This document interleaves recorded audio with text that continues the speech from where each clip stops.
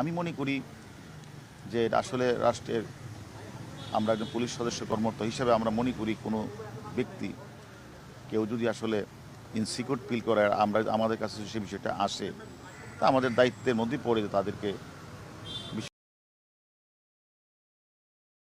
দেখভাল করা। আমরা সেই হিসেবে তাদের সিকিউরিটির পারপাসটার কারণেই আমরা মূলত তাদেরকে আমরা দেখভাল করছি এবং এবং তারা অলরেডি কিন্তু তারা একটা বিবৃতিও তারা প্রদান করেছে যে আপনারা জানেন এই সমন্বয়কারীকে ঘিরে অনেক গুজব চলছে এবং আমরাও তাদের পরিবারের সাথে কথা বলেছিলাম।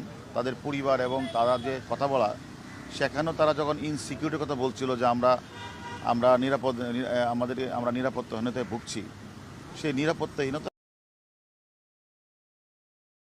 কারণে মূলত তাদেরকে আমাদের কাছে আনা। এবং আপনারা জানেন তারা এখনও পর্যন্ত সুস্থ আছে। আমি আপনাদের গতকালও বলছিলাম যে তার পরিবারের কাছে আপনারা মেসেজটা দেওয়ার জন্য যে তারা আমাদের কাছে ভালো আছে, সুস্থ আছে। এবং তার ধারাবাহিকতা তাদের পরিবারে কিন্তু গতকাল রাতেও এসেছে, আজকেও কিন্তু তারা তার পরিবারের লোকজন তাদের সাথে কথা বলেছে এবং তার পরিবারের লোকজন অলরেডি